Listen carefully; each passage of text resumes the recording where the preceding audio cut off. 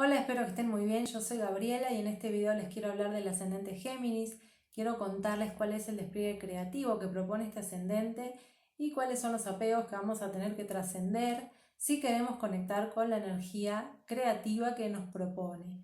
Este ascendente te propone conectar con la vincularidad, te propone mover tu energía, mover información, ser puente comunicacional y vincular y unir lo que aparentemente está diversificado, la variedad. Géminis es un signo de aire y te propone conectar con la vida a través del plano mental.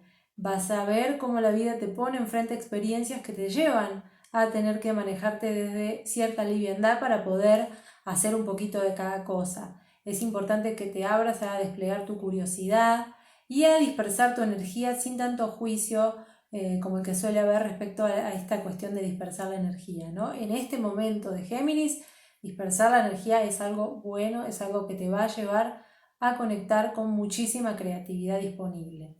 Y bueno, una forma de conectar también con este ascendente es a través de lo que la vida nos pone enfrente, a través de los vínculos, de las experiencias.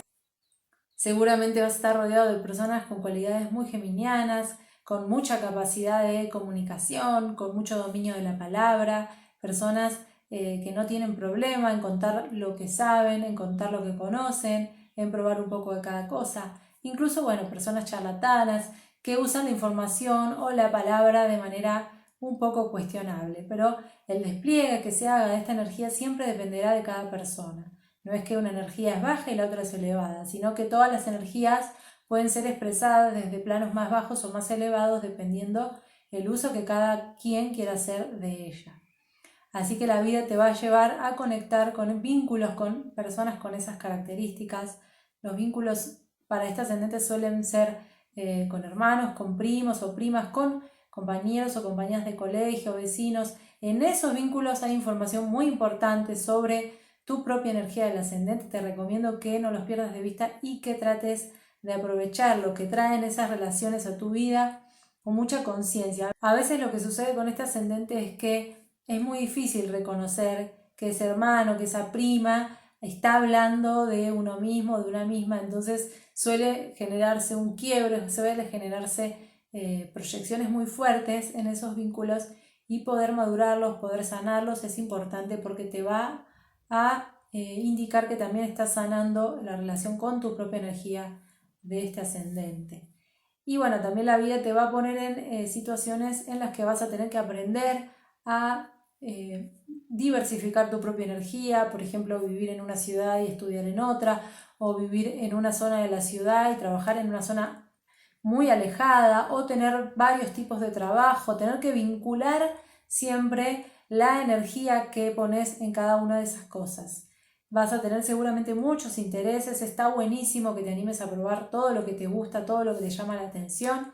También es importante observar el regente del ascendente, en este caso el regente es Mercurio, es el planeta que rige la mente, la comunicación, la palabra y arquetípicamente hablando es el mensajero alado que conecta la divinidad con lo terrenal.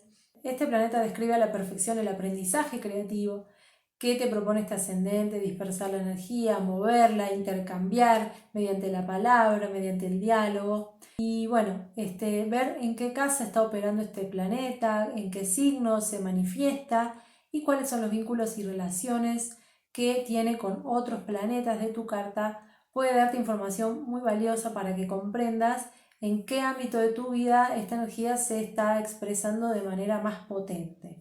Y pasando a las inercias a trascender con este ascendente, una de esas inercias tiene que ver con la necesidad inconsciente de quedarte en lugares seguros, en lugares fijos, acumulando energía, cuando la vida en realidad te pide que salgas a mover la energía, que salgas a mover la energía que ya tenés acumulada y a dispersarla. Esto tiene que ver con que al estar Tauro en la casa 12, la energía de Tauro se juega desde lo inconsciente.